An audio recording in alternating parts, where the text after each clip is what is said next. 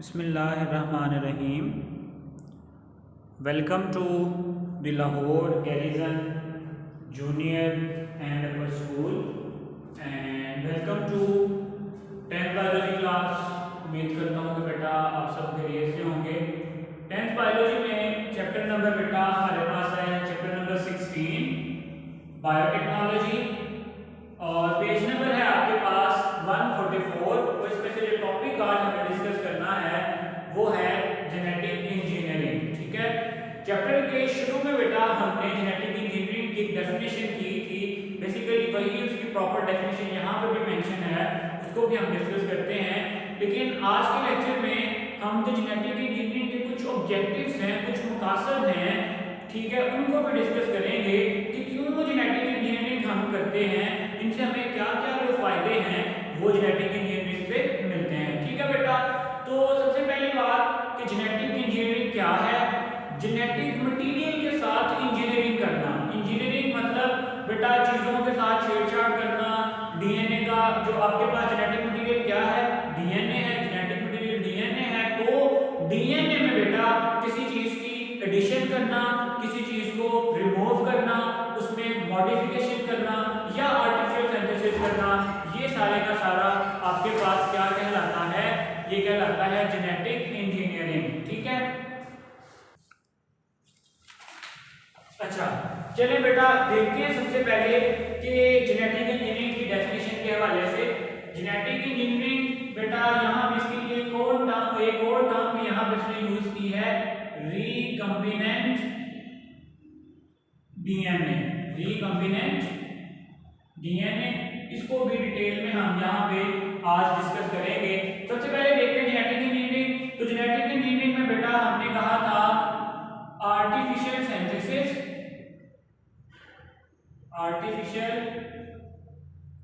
Synthesis, removal, addition,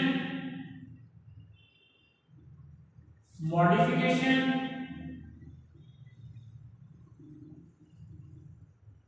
ठीक है, artificial synthesis, removal, addition, modification और रिपेयर ऑफ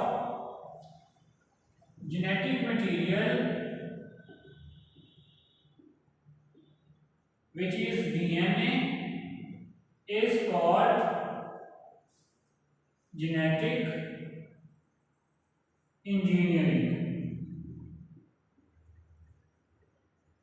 ठीक है, देखो बेटा जो आपके पास डीएनए है उसको आर्टिफिशियली न्यूक्लियोटाइड्स मिला के लैब में उसकी आर्टिफिशियली सिंथेसिस करना, उसको बनाना, उसमें से कुछ न्यूक्लियोटाइड्स को रिमूव करना, कुछ न्यूक्लियोटाइड्स को ऐड करना, ठीक है, उसकी मॉडिफिकेशन करना या जो जेनेटिक मटेरियल डैमेज है उसको रिपेयर करना, ये सारे का सारा प्रोसेस क्या कहलाता है, जेनेटिक इंजीनियरिंग का प्रोसेस कहलाता है।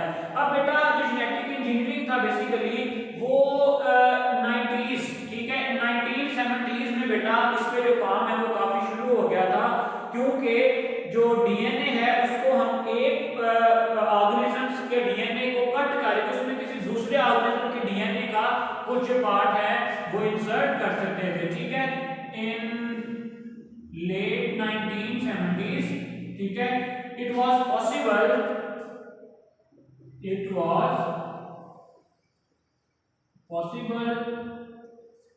to cut the DNA from one organism and to insert it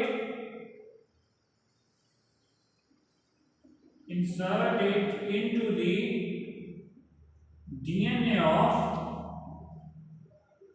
another organism। ठीक है, कि 1970 में बेटा हम इस काबिल हो चुके थे कि क्या कि किसी भी ऑर्गेनिज्म का जो डीएनए था उसको हम क्या करते, रिमूव करते और किसी दूसरे ऑर्गेनिज्म से डीएनए का कुछ पार्ट उसमें क्या कर देते, इंसर्ट कर देते। ठीक है, तो यही बेसिकली क्या है आपके पास जेनेटिक इंजीनियरिंग है। ठीक है, फिर उससे इसका मकसद क्या था, the characteristics of host organism could be change. देखो यहाँ पे पहले डीएनए कुछ और था, ठीक है, जो फर्ज करते हैं कि जो लिविंग ऑर्गेनिज्म था सर्कुलर, उसका डीएनए इस तरह से था, ठीक है, लेकिन बाद ये पहले इसके कैरेक्टर्स क्या थे, कुछ और थे, लेकिन हमने कहा था कि जो डीएनए है वही आपके कैरेक्टर्स को क्या करता है, कंट्रोल करता है, ठीक है। तो जब हमने ये वाला पार्ट इसका रिमूव कर दिया, तो जब किसी न्यू इंडिविजुअल से, नए ऑर्गेनिज्म से इस डीएनए का पार्ट यहां पे हमने क्या किया, इंसर्ट किया, तो बेटा character will be change, character will be change, जो कैरेक्टरिस्टिक्स हैं लिविंग ऑर्गेनिज्म की, होस्ट की, वो क्या हो जाएगी, चेंज हो जाएगी। क्यों चेंज होगी, क्योंकि जो डीएनए है बेटा वो उसका क्या हो चुका है, थोड़ा सा मॉडिफाई हो चुका है या चेंज हो चुका है, ठीक है। If host is microorganism, the transfer DNA is multiplied many time as the microorganism multiple.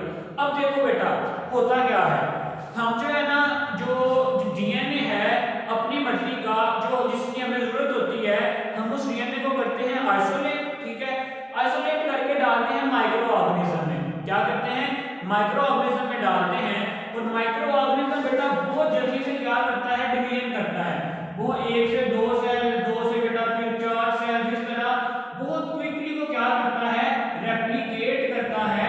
तो जब वो रेप्लिकेट करेगा तो उसमें मौजूद जो डीएनए होगा वो भी क्या करेगा, रेप्लिकेट करेगा, और वो जो कोई खास प्रोडक्ट है वो वहां से क्या बनना शुरू हो जाएगी। फिर उस तमाम माइक्रोऑर्गेनिज्म से हम कोई खास प्रोडक्ट को क्या कर लेते हैं, अलग कर लेते हैं, ठीक है। तो इस तरह से हम जो माइक्रोऑर्गेनिज्म्स हैं उनको यूज करते हुए बहुत सारे बेनिफिशियल प्रोडक्ट्स हैं उनको क्या कर सकते हैं, बना सकते हैं, ठीक है।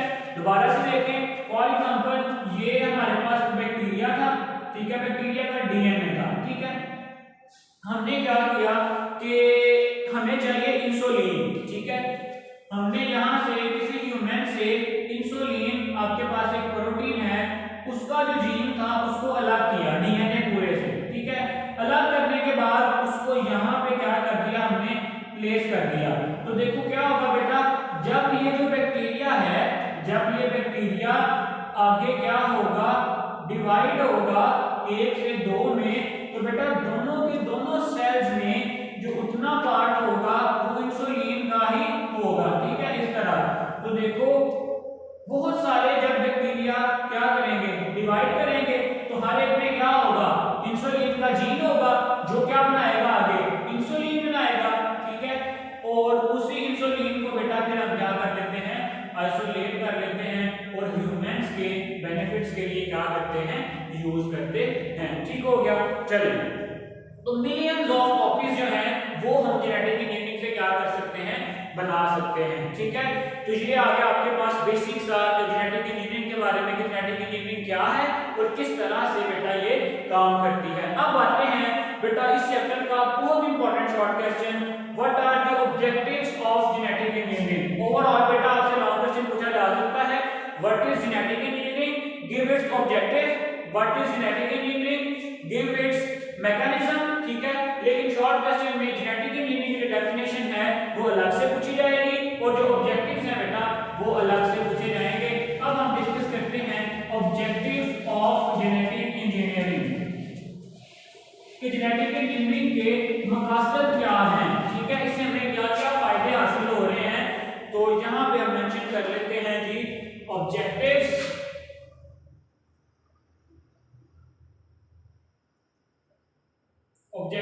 Of genetic engineering. चलिए, ऑब्जेक्टिव की अगर बात करो तो जो सबसे पहला है isolation of a particular gene और a gene, part of gene for various purposes. अच्छा, पहला बेटा इसका जो काम है वो है आइसोलेशन ऑफ अ जीन और part of a gene for various purposes like gene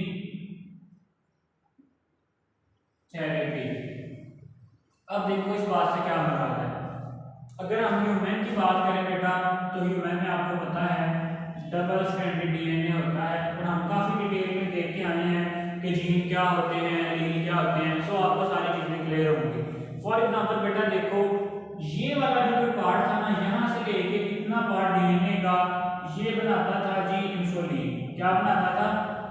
insulin एक प्रोटीन है जो आपके ब्लड ग्लूकोज लेवल को क्या करती है? कंट्रोल करती है। ठीक है, ये आ गया आपके पास इंसुलिन जीन। अब किसी बंदे में ये जो इंसुलिन जीन है ना, ये काम नहीं कर रहा, तो किसी बंदे में ये जो इंसुलिन जीन है ये काम नहीं कर रहा, इसमें कोई म्यूटेशन हो गई है, तो बेटा हम क्या करते हैं, किसी दूसरे पर्सन से, किसी हेल्थी पर्सन से वो ये वाला डीएनए लेंगे। ठीक है, इसी तरह ये किसी दूसरे हेल्थी पर्सन में ये जीन था किसके लिए? इंसुलिन के लिए। ठीक है, क्या करेंगे हम, इसको कट करेंगे। ठीक है, इसको कट करेंगे और कट करने के बाद बेटा यहां पे पेस्ट कर देंगे। कट करने के बाद इसको यहां पे क्या कर देंगे? पेस्ट कर देंगे।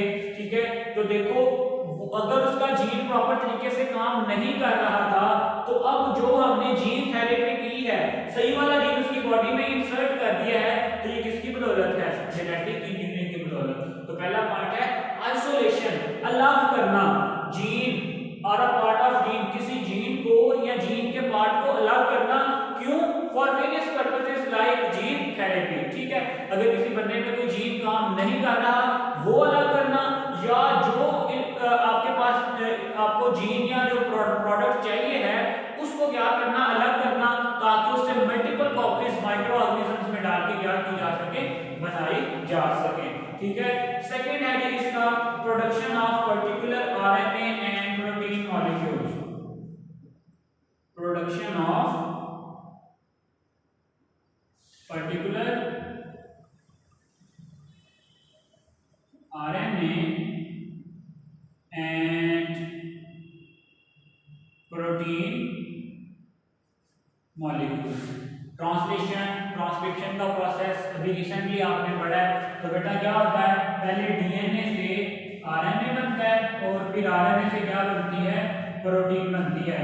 तो कोई भी खास आरएनए या प्रोटीन जो हमें चाहिए है उसका जीन हम अलग करते हैं, उसे क्या बनाते हैं? आरएनए, आरएनए से प्रोटीन बना लेते हैं। अगर हमें मल्टीपल कॉपीज चाहिए हैं तो इसके लिए बहुत एडवांस टेक्निक्स जो हैं वो हम यूटिलाइज करते हैं, यूज करते हैं for the production of particular RNA and the proteins. ठीक हो गया। थर्ड वन है जी improvement in the production of enzymes, drugs and commercially important organic chemicals.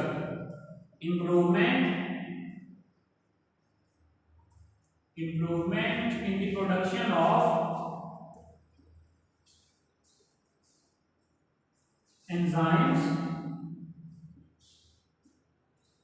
drugs and commercially important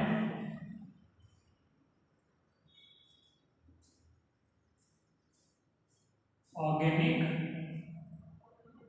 compounds। अब इस बात से क्या मुराद है?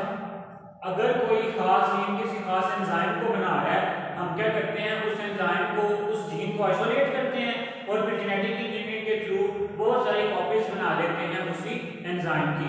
या किसी मेडिसिन के मैकेनिज्म को समझने के लिए भी बेटा हम जेनेटिक इंजीनियरिंग के मैकेनिज्म को क्या कर सकते हैं?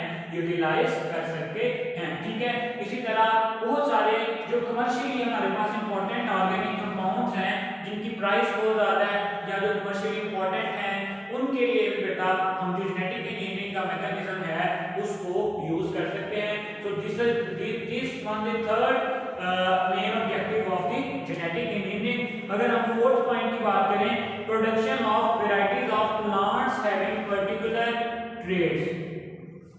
Production of plants having particular traits। अब इस बात से क्या मुराद है? अपनी मर्जी की खसूसियात के हमें प्लांट्स को तैयार करना। ठीक है, देखो फॉर एग्जांपल कोई प्लांट है, फॉर एग्जांपल आप ले लो ऑरेंज।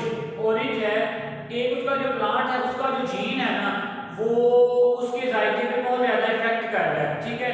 तो हम क्या करते हैं, किसी दूसरा जो बहुत अच्छा आपके पास ऑरेंज है उससे बेटा जीन्स को आइसोलेट करके उसकी बॉडी में क्या करवा देते हैं, उस पूरे प्लांट की बॉडी में इंड्यूस करवा देते हैं, जिससे उसका जो आपके पास टेस्ट है या उसकी जो दूसरी कैरेक्टर्स हैं वो क्या हो जाती हैं, बेहतर हो जाती हैं। ठीक, चलें नेक्स्ट अगर बेटा पॉइंट नंबर 5 की तरफ आए तो पॉइंट नंबर 5 है आपके पास कि treatment of genetic defects in higher organism, treatment of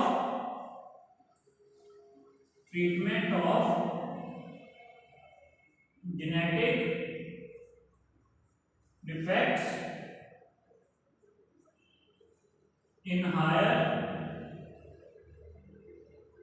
organisms. ठीक है, देखो आपके पास जो हायर ऑर्गेनिजम्स हैं उनमें जो जेनेटिक म्यूटेशंस होती हैं, जो डीएनए में म्यूटेशन की वजह से बीमारियां होती हैं बेटा, उन तमाम बीमारियों को कंट्रोल करने के लिए भी हम क्या कर सकते हैं, इसी जेनेटिक इंजीनियरिंग के प्रोसेस को क्या कर सकते हैं, यूटिलाइज कर सकते हैं। ठीक है, तो ये मेन 5 ऑब्जेक्टिव्स हैं हमारे पास इसके जेनेटिक इंजीनियरिंग के, जिसमें हमने देखा है first one is isolation of gene of interest, कि हमने जो जीन हमें चाहिए है हमने उसको क्या करना है, पूरे डीएनए मॉलिक्यूल से सिर्फ उतने पार्ट को क्या कर लेना है, कट कर लेना है और डिफरेंट पर्पसेस के लिए यूज कर लेना है। दूसरा क्या था, production of particular RNA and proteins, देखो एक स्पेसिफिक अगर जीन निकालेंगे उससे खास आरएनए बनेगा और खास क्या बनेगी, प्रोटीन बनेगी।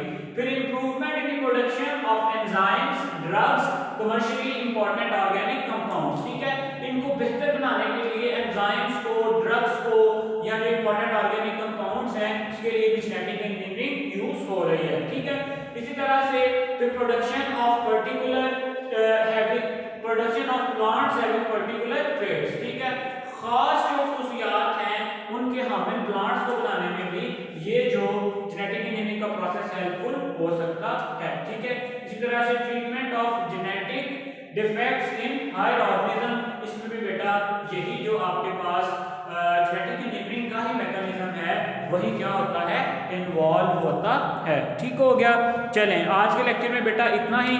नेक्स्ट इंशाल्लाह अगले लेक्चर में हम इसके जो बेसिक स्टेप्स हैं उनको भी डिटेल में देखेंगे। ठीक है, टॉपिक को बहुत अच्छे से प्रिपेयर करें, अपना ख्याल रखें बच्चों, अल्लाह हाफिज़।